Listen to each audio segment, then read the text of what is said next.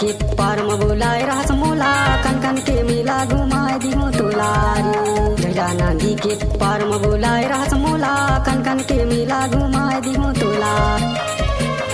तेरे गाल गवैया कन कन के मेला घुमाए दिहो तोलारी कन कन के मेला घुमाए दिहो तोलारी।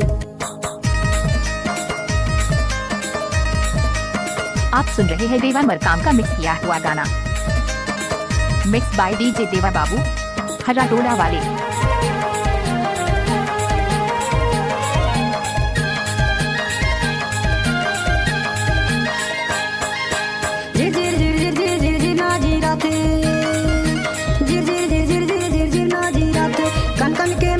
चलते माँ लगते कन कन के मेला घुमाए दिहो तोलारी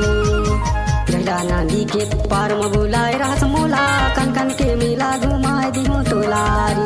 जहिया नदी के पार में बुलाए रहस मोला कन कन के मेला घुमाए दिहो तोलारी तेरे गाल गवैया कन कन के मेला घुमाए दिहो तोलारी कन कन के मेला घुमाए दिहो तोलारी।